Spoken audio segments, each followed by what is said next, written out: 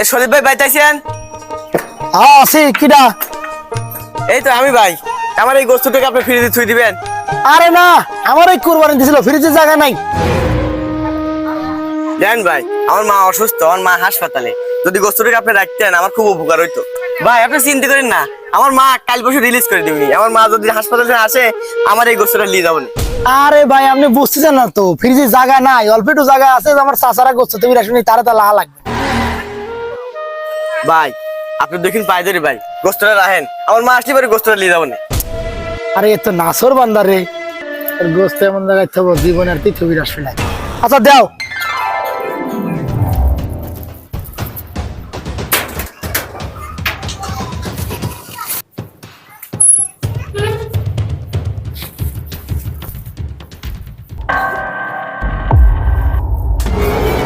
থাক, এইবার গোস্ত লিবির আসলে পারাই বুঝবেনি যে মানুষের বাড়ির ফ্রিজি গোস্ত তো আর কি জ্বালা।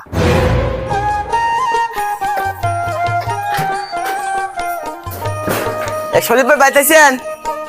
সলিপ ভাই। হ্যাঁ আছি। হো রানা, গোস্ত লিবির আইছিস? হ্যাঁ ভাই, গোস্তটুক দেন। আচ্ছা তুই এনে ধর, আমি গোস্তটুক লিয়ে আসি দিচ্ছি। সলিপ ভাই গোস্তটুক লাগছিল দেখে আজকে গোস্তটুক মাখা থেকে খাই পারতেছি। এলে তোর গোস্ত লে।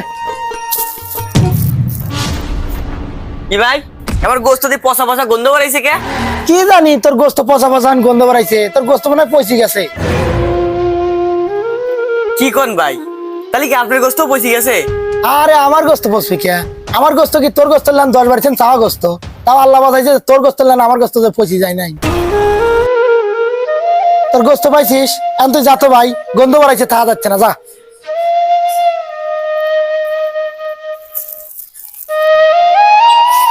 গরিব মানুষের কোনো জায়গাও দাম নাই। সলিপ ভাইয়ের বাড়ির গোস্তটুক থইছিলাম, তার গোস্ত মোট ভালোই লইছে, আর আমার গোস্তটুক পচা ফেলাইছে। কি করবো, ফেলা দেই। এই রানা ভাই, এই গোস্ত ফেলা দেন কে?